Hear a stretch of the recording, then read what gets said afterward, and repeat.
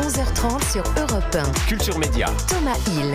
Et on démarre bien sûr avec le journal des médias de Julien Pichenet. Quel est le programme ce matin, Julien ? Eh bien, on va revenir sur l'un des événements du week-end. Il n'y a pas eu que Sochaux, il y a aussi eu la 11e place de Monroe à l'Eurovision. À votre avis, les audiences ont été bonnes ou pas ?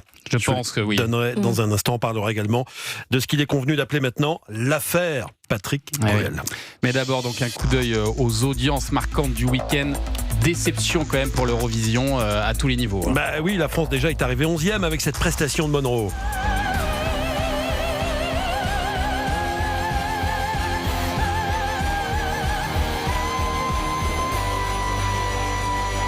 Franchement, Rien que pour ça, on méritait la paix. rien que pour cette note.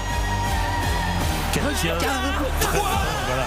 11e place, c'est un petit peu dur quand même, non ? Je sais pas ce que vous en pensez. Je trouve ça très très dur. C'est vrai qu'on en parlait toute la semaine dernière avec des pronostics Mais c'est le public qui a été dur. qui l'a placé au-dessus Bah de oui. cette 11e place. On va y revenir dans un instant. Côté audience, c'est quand même un peu décevant, Thomas, même si ça reste un gros score, puisque le concours diffusé sur France 2 samedi soir a réuni en moyenne 3 986 000 supporters, avec une pointe bien sûr au moment de la prestation Oui. de Monroe. Une pointe C'est un des à plus gros de scores de 5 la millions. saison quand même pour France 2. Ah oui, c'est un très beau prime. Mais l'an dernier, 5 millions, c'était la moyenne sur l'ensemble de la soirée. Eh Donc oui. c'est un Ah petit oui. peu Avec en Louane, dessous. ça avait boosté Ah oui, les oui. audiences et les scores avaient été dingues l'an dernier. C'est vrai. Bon, samedi soir toujours, comme on l'avait prédit, M6 a fait un gros flop en face avec la série NCIS. La chaîne était arrivée 5e des primes avec 800 000 téléspectateurs en moyenne. Sinon, hier soir, la Palme d'Or 2023, Anatomie d'une chute, était diffusée sur France 2 et était en dessous d'Un homme en colère sur TF1. 2,4 millions quand même pour le film de Justine Triet contre 3,6 millions pour Un homme en colère sur TF1. Europe 1, le journal des médias. Et on revient donc sur cette 70e édition de l'Eurovision. La France n'a pas vraiment convaincu donc le public européen. Ouais, si la prestation de Monroe a plu au jury, qui lui ont donné 144 points, la plaçant 4e position, les votes des téléspectateurs l'ont fait dégringoler.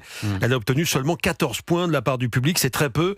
La France est donc arrivée 11e, c'est moins bien que Louane qui était, elle, 7e l'an dernier, on en parlait il y a un instant. Contre toute attente, c'est la Bulgarie qui a donc remporté l'Eurovision. C'est vrai qu'on évoquait l'Italie, on évoquait La Finlande. La Finlande était archi c'est favorite. donc la Bulgarie qui a gagné l'Eurovision samedi soir à Vienne grâce à cette chanteuse qui s'appelle Dara. Écoutez un extrait.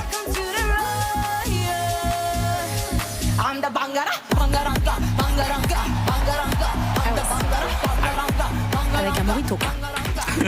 Voilà, effectivement. C'est une très ambiance- festif, quoi. Ambiance assez festive. Pas évident à danser ce morceau. Non, mais Thomas. ça finit par rentrer en tête. Ouais.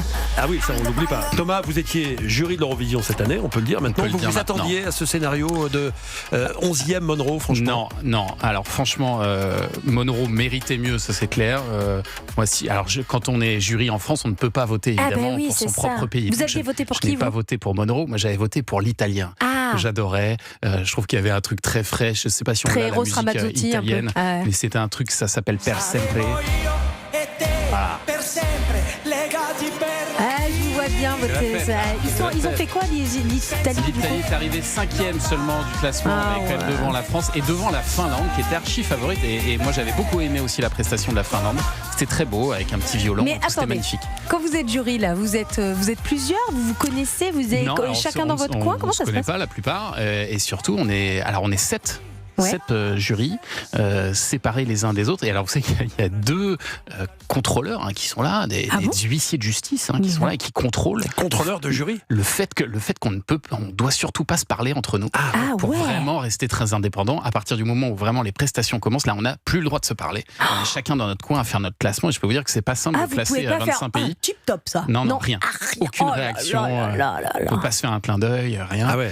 Et donc, ce qui est très marrant, c'est qu'à l'arrivée, on a des pronostics, enfin des votes même, qui sont très différents les uns Eh des oui, autres. bah oui. Et moi, le dernier de mon classement, qui était la Serbie, avec un truc de métal que j'ai trouvé insupportable, c'était le premier du classement d'un autre membre du jury. Ah ouais, bah oui, Bon, c'est voilà, très c'est subjectif. bien sûr. hein, Très l'Eurovision. subjectif. Et voilà. En tout cas, Monroe, voilà, 11e, 4 millions de téléspectateurs pour France 2. Et l'an prochain, rendez-vous l'an prochain. Donc, l'an Ça fera prochain, 50 ans ça qu'on n'a fera pas gagné. 50 ans. Bah, que remettez Marie-Myriam. Bien Marie-Myriam chantait, voilà, Pour les 50 ans. c'était quoi, l'enfant et L'oiseau. L'oiseau et l'enfant. L'oiseau et l'enfant. remettez l'oiseau et l'enfant. Mais Bah oui. ouais, C'est la pourquoi seule pas. solution. Allez, pourquoi pas. Elle ne demanderait pas mieux, non?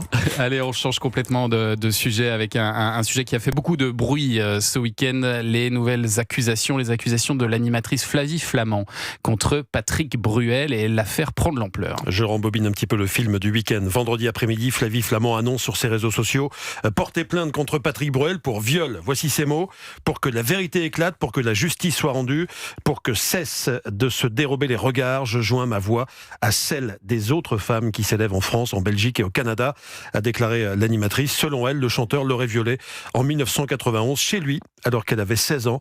Flavie Flament est convaincue d'avoir été droguée au moment des faits. Le nom de Flavie Flament s'ajoute à la longue liste de femmes qui accusent le chanteur de violences sexuelles. Elles sont une trentaine à ce jour et 5 d'entre elles ont porté plainte en France. Et puis de son côté, Patrick Bruel a pour la première fois réagi à ces accusations. Ouais, tout a commencé le 18 mars, il y a 2 mois pile, lorsque Mediapart a publié les premiers témoignages de ce lourd dossier. À ce moment-là, les avocats du chanteur avaient répondu que Patrick Bruel n'avait jamais outrepassé un refus, jamais forcé un geste ou un rapport sexuel. Mais hier, pour la première fois, effectivement, le chanteur est sorti du silence pour répondre aux accusations de Flavie Flament. Cette histoire est fausse, assure-t-il dans un message sur ses réseaux sociaux. Il poursuit: cette relation ne fut ni violente, ni contrainte, ni sournoise. Et il est certain qu'on va continuer à parler de cette affaire dans les jours à venir, parce qu'il y a encore de nouvelles accusations qui tombent, de nouvelles réactions, notamment celle de Valérie Bègue, qui était Miss France, hein, vous savez, et lui, il était président du jury à ce moment-là. Cette année. Elle affirme avoir vu des choses, sans préciser toutefois la nature de ces choses. Je n'ai aucun doute. En tout je cas, n'ai je aucun crois doute, ces voilà, femmes. exactement. Merci beaucoup, Julien, pour ce journal des médias.